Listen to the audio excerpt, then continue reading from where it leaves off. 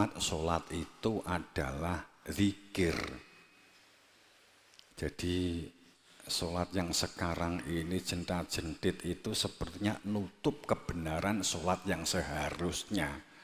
Sholat itu adalah semua aktivitas yang dilakukan itu ada kehadiran Tuhan. Bahwa sholat itu adalah orang yang sadar karena mengenal Tuhan, tahu Tuhan, menuju kepada Tuhan. Setelah ketemu Nabi Muhammad ditunjukkan, ini loh Tuhanmu yang punya nama Allah. Jika aktivitas yang kamu lakukan ingat kepada yang saya inisiasikan, saya tunjukkan, maka kamu disebut sholat. Maka sholatlah. Setiap kali kamu nyambut gawe, berkarya, berkreatif, selalu ingat apa yang telah saya tunjukkan, apa yang saya wahyukan kepada kamu bagian daripada Alkitab itu, dan tegakkan sholat itu. Kamu menjadi manusia yang ingat kepada Tuhanmu sambil macul, sambil nulis, sambil gawe rapot, sambil sinau, sambil di kantor, sambil ngitung duit, tapi atine ingat kepada Tuhan, itu namanya kamu sholat. Maka kamu akan tercegah dari fasya, perilaku yang rusak, korupsi, tamak, tomak, wal mungkar, dan kamu tidak menjadi manusia yang ingkar, tidak menjadi sok kuasa, mengendalikan, mengontrol orang lain karena nafsu. Hanya jika kamu ada sholat, karena sholat itu lidzikri, sholat itu ingat kepada Tuhan. Ya ini kan dikacau 300 tahun kemudian dirumuskan. Kan itu. Jadi sungguh sholat itu mencegah fasya wal mungkar. Sungguh bahwa sholat, sungguh bahwa zikir, aktivitas yang ada kehadiran Tuhan, menjadi manusia yang ingat dan waspada, itu adalah orang yang disebut sholat. Maka tercegah fasya wal mungkar. Makanya wala dzikrullahi akbar. Hati yang ada kehadiran Tuhan itu sesuatu yang besar, yang agung. Hanya jika hatinya ada Tuhan, mengenal diri Tuhan, maka mengenal diri manusianya, mengenal hakikat hidup. Iki wayahe wis jaman blak-blakan ngene iki. Tapi jek akeh wong nesu ora kingko. Dadi wala dzikrullahi akbar, karena faktanya Nabi Muhammad tidak pernah ada rumusan sholat itu adalah takbiratul ihram, itu rumusan belakang itu 400 tahun setelah Nabi Muhammad wafat. Itu lagi dirumuskan. Sholat ki ngene bacaane subhana rabbiyal azim wa bihamdi. Itu baru rumusan belakang aja. Apa yang dimaksud sholat itu oleh Allah. Wong jarake ayat utlu ma'ukhya ilaka min kitab aqimi sholah. Dengan kitab itu 300 tahun. Nah, selama 300 tahun itu definisi sholatnya piye? Zaman Nabi mbiyen gimana kan gitu.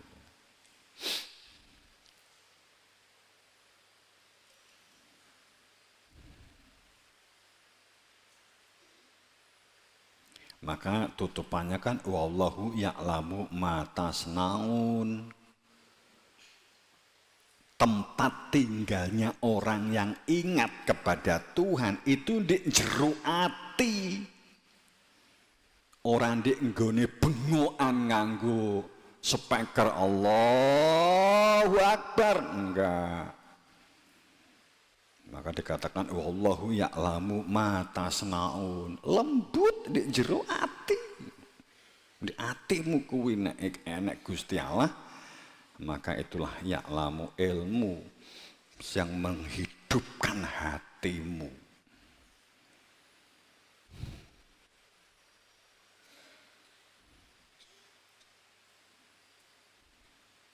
Tur faktanya kan orang sing ya kita tetap sholat, cuman saat sholat tidak ada Tuhan di dalam hati, sholatnya mung sholat jengkang-jengking jengkong, ya karo ngene karo ngelirik, tonggoku padha pora, nah, gitu.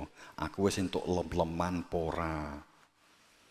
Ngono wong gak enek Gusti Allah sing enek lem-lemane tangga teparo gitu loh. Gitu. Golek validasi, golek pujian. Terus akhirnya di media sosial biasanya, makanya sholatlah kan gitu. Kayak ditompo-tompo sholatnya kan gitu. Di media sosial itu saudaraku, jagalah sholatmu. Itu sebenarnya kan bahasa halus asline, aku lho wong sholat, aku kok pekok.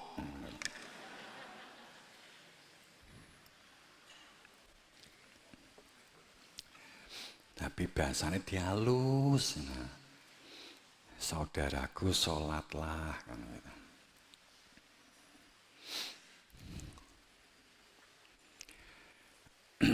Fawailul lil musholin alladzina hum an sholatihim sahun.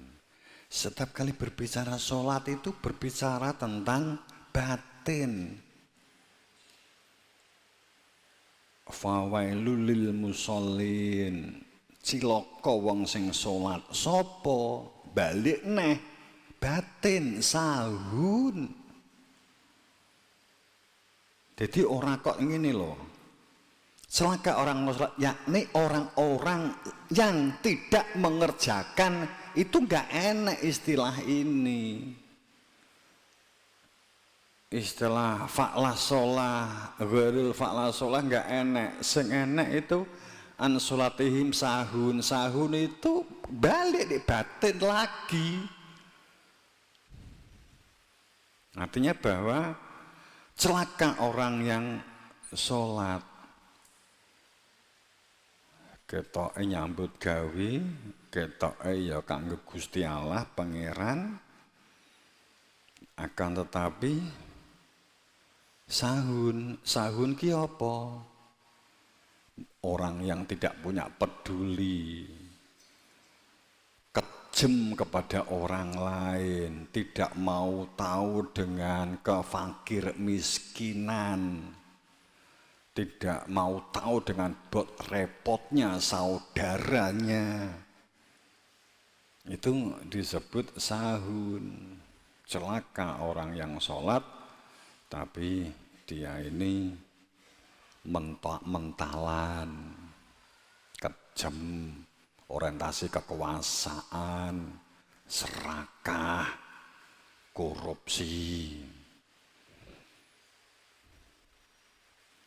Nek enek wong mangan babi bengok-bengok tapi korupsi ngluwi babi entek. Nek korupsi halal, nek babi haram. Itu kan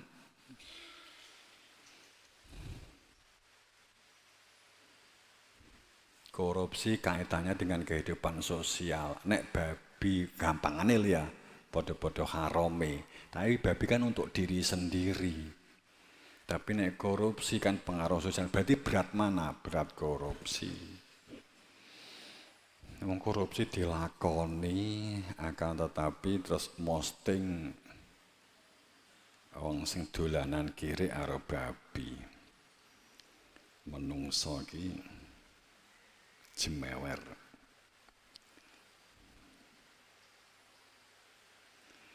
Innani anna Allah la ilaha illa ana fa'budni wa aqimis sholah li dzikri. Balik saat berbicara tentang sholat itu kelembutan hati karena ada Tuhan.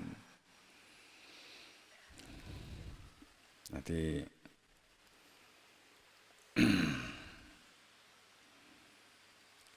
ini kalau kita berbicara tentang jadi distorsi sholat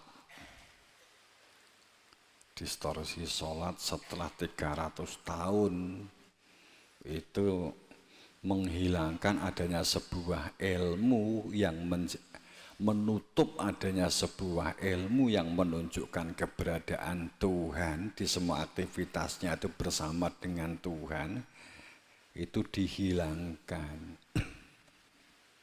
Padahal sholat itu intinya ke sini dan sholat itu sholawat nyambung. Jadi dengan kata lain, sholat itu yang mutlak harus sejaman dengan Nabi Muhammad karena Innallah wa malaikatu yushollu ala nabi. Jadi sholat itu ya perintah Tuhan melalui Nabi Muhammad. Lah Muhammad 1400 tahun kepungkur, Nabi Muhammadnya Ahmad Mustafa. Lah saiki Muhammad awake dhewe sapa? Nek gak ketemu ya fawailul lil musallin alladzina hum sholatihim sahun. Nek gak ketemu Muhammad sing saiki.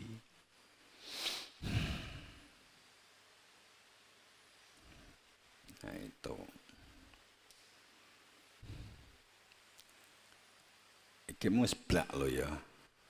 Kene dibuka akeh wong nesu wisan.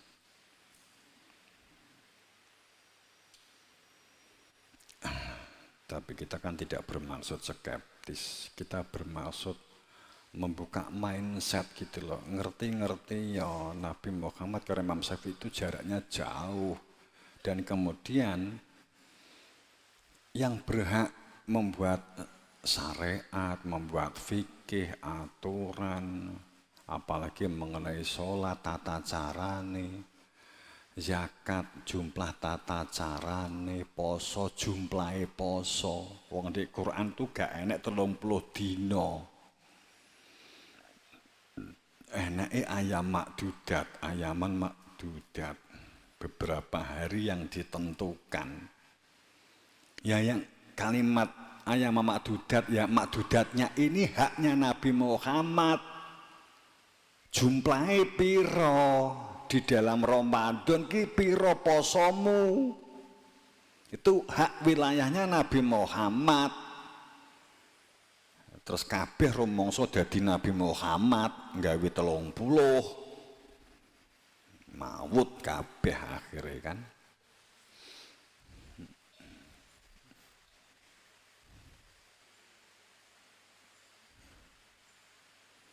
Jadi kalau menentukan 30 dina ya golek ana. Sapa sing dadi Muhammad Musa iki? Kemudian PD sekarang ijtihad. Jenenge iki ijtihad. Ijtihad itu orang yang membuat rumusan setelah merasa dirinya itu sudah ahlinya. Makanya rumusnya kan siapa yang boleh ijtihad? Jika orang itu sudah punya ilmu, berarti kan orang yang ijtihad itu orang yang merasa bahwa dirinya itu sudah lebih daripada yang lain. Iku jenenge rumusan gendeng to, temen. Itu rumusannya wong gendeng. Wes. Nek dikritik ngelokne wong akeh. Jadi maksudku ya orang ngelokke sih, karepe iki nglurusne tapi engko kono ya sok nglurusne. Enggak, aku ki kan ya ora muni salah bener ya, cuman secara logika kan seperti itu gitu loh. Namanya mujtahid itu kan punya hak untuk membuat rumusan karena sudah dalam keilmuan. Berarti harus merasa lebih daripada yang lain. Artinya sudah ada kesombongan, sudah ada arogansi, sudah bergelar doktor profesor, aku wis doktor, aku wis profesor, jadi nggawe hak, nggawe rumusan, nggawe fikih.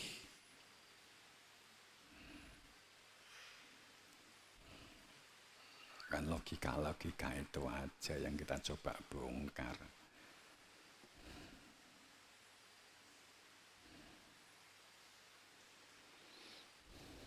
Tapi kan semua sepakat kan bahwa Imam Syafi'i, Imam Hambali, Maliki bukan Rasul kan?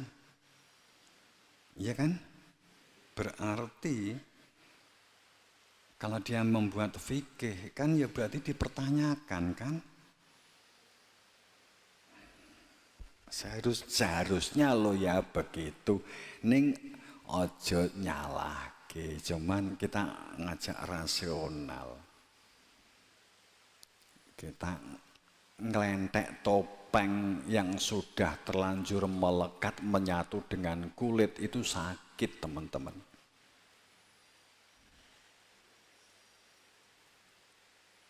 Apa meneh topengnya cat. Wis bertahun-tahun kelet. Gitu. Anake kaya cat wong njaluk di perapatan ke diguyur tiner wis ilang.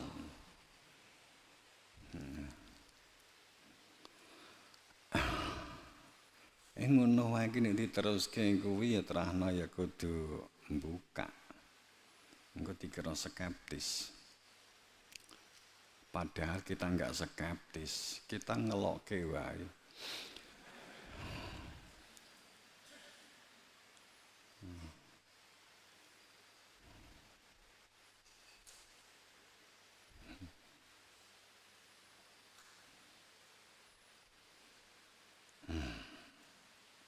Jane mesake asline gitulah.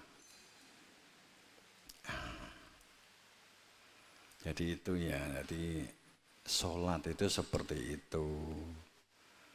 Ya intinya sih zikir. Poso itu dinggone ayat makdudat gak poso Ramadan tapi kan gak ana ungkapan 30 dino. Kalau menggunakan ayat makdudat, sebenarnya intinya di dalam makdudatnya, siapa yang menentukan.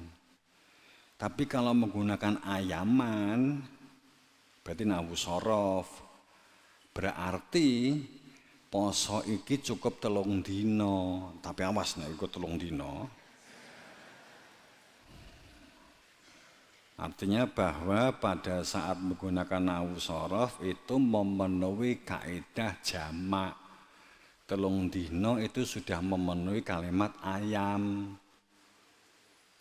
Hari yang ditentukan itu adalah jamak. Tapi kalau menggunakan makdudat, kamu harus ketemu Nabi Muhammad. Pinten dinten ya Nabi poso kula.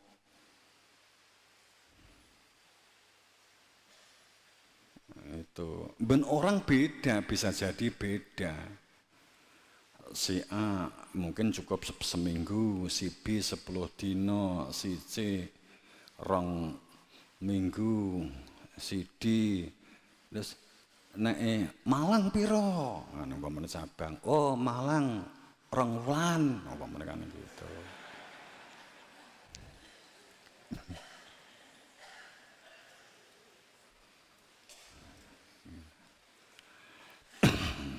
Itu ayat makdudat. Jadi karena makdudat itu setiap orang bisa jadi berbeda latar belakangnya. Wong kok ketoke betah wareg gitu ya. Ketoke betah wareg betah lu piye?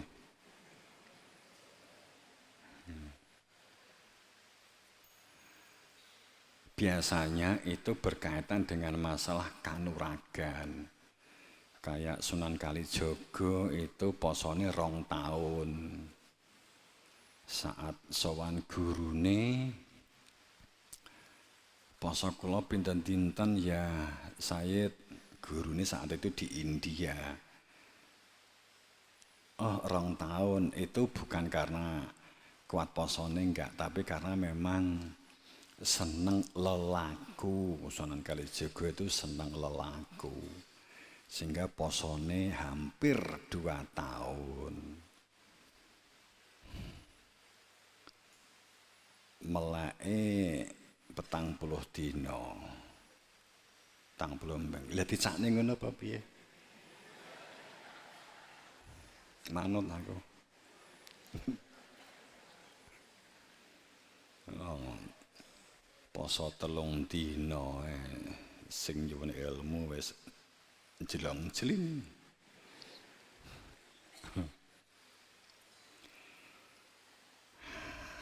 Sunan Geseng itu posone 7 tahun.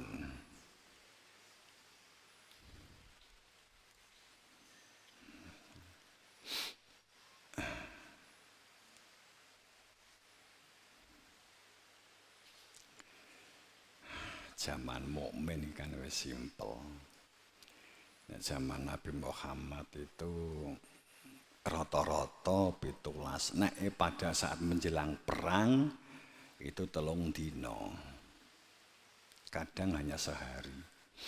Perang Uhud, terus banyak yang di Bai'ah Ridwan itu hanya 1 hari, setengah hari malah. Persiapan untuk perang Uhud, sehingga kemudian yang simpati dengan Kanjeng Nabi itu dan menyatakan iman tapi belum innalladzi yubayyunaka, kemudian sama Nabi iki engko sore do bai'ah di kono ya, bai'ah Ridwan ya, akhirnya di bawah kurma di bai'ah. Itu posonya hanya setengah hari, tapi itu kan menjelang perang Uhud 2.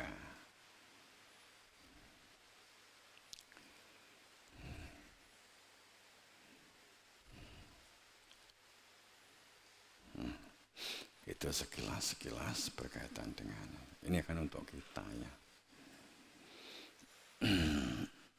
Ya kalau tanya Pak Yai dari mana? Kalau saya dari guru-guru yang saya hanya menjalankan dawuh guru, banyak dari guru saya yang tidak bisa dibuka terlalu banyak. Ngene iki wis kaya blak-blakan. Terlalu banyak, hanya dari dawuh guru kita dari gurunya. Saya hanya menjabarkan, menjelaskan dawuh dari guru. Bukan karena bacaan saya, karena bisa saya, bukan, sama sekali bukan. Saya didhawuhi guru saya menjelaskan, kemudian saya ngaku guru sak gede-gedene dosa, sak gede-gedene murtad, jahanam dhisik dhewe. Tapi jika tidak dijelaskan karena diperintah, ya saya juga kedosan. Saya hanya menjalankan dawuh guru. Bukan karena bisa saya, pinter saya. Sama sekali. Bukan karena itu semua. Hanya dawuh dari guru. Jadi template dari guru. Dalam sistem gulawentah, sambung kait mengikat gulawentah tidak pernah terputus.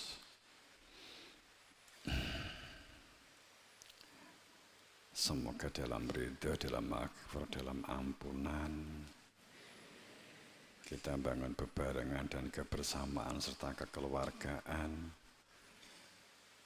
Program-program yang kita lakukan bersama dengan cabang ranting dan kemudian santri juga akan kita libatkan untuk memiliki perilaku, skill dan keterampilan mandiri dan produktif dengan sistem manajemen dan administrasi yang tertata. Ini kita libatkan, jangan dilihat bentuk dari peternakannya, bertaninya, tandurnya, sayurnya, tapi aktivitas itu dilakukan untuk membangun sebuah mekanisme sistem manajemen dan administrasi.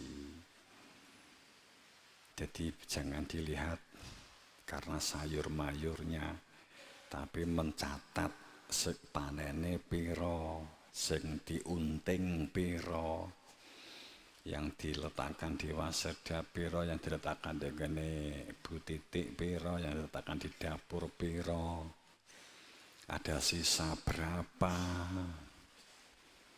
ikannya masih berapa, dicatat perkembangannya, pertumbuhannya. Jangan dilihat ikannya, jangan dilihat ternaknya, jangan dilihat sayurnya, akan tapi untuk menajamkan dan pembiasaan administrasi dan manajemen. Dan yang kedua untuk kekuatan komunikasi dan musyawarohan. Ini yang diambil, jadi bukan masalah aku gak duwe cita-cita jadi petani. Karena yang dilihat bukan pertaniannya, tapi yang dilihat adalah administrasi dan manajemennya. Itu kan dimanapun digunakan. Akan tetapi di dalam momentum ini sekaligus untuk memberikan satu giroh kekuatan semangat masuk ke dimensi pemberdayaan, budidaya, kemandirian, dan kedaulatan. Ini adalah hal yang mendasar dalam menghadapi keadaan dan situasi yang saat ini sedang kita menuju ke sana atau dia yang menuju ke kita. Entah yang namanya paceklik atau apapun, kita kan mungkin tentang sayur, mayur juga mulai naik, bahan pokok mulai naik, BBM titik tertentu nantinya juga naik. Saat ini kemarau juga mulai menampilkan dirinya, yang jika kemarau ini benar maka 3 bulan 4 bulan maka kita akan mulai terasa panasnya dan seterusnya. Maka kita butuh penataan, kesungguhan dalam perspektif kebersamaan dan kekeluargaan. Kita jadikan momentum untuk pembelajaran, bahkan menjadi sebuah sistem kurikulum kehidupan, kurikulum kehidupan. Ini yang kita bangun, makanya tim Pokja pun akhirnya juga kita ajak fokus di pola mandiri dan produktif. Untuk bangunan-bangunan kan sementara kan off karena memang kita sedang remaja untuk kekuatan bangun kemandirian pangan. Itu yang sedang kita bangun bersama. Perspektif yang Romo terima dalam khawatir memang kita menghadapi gejolak yang tidak kecil. Gejolak yang tidak kecil. Ya. Semoga dalam ridhonya, dalam maghfirah, dalam ampunannya, dan mendapatkan berberan berkasa pangestu Guru Wasito.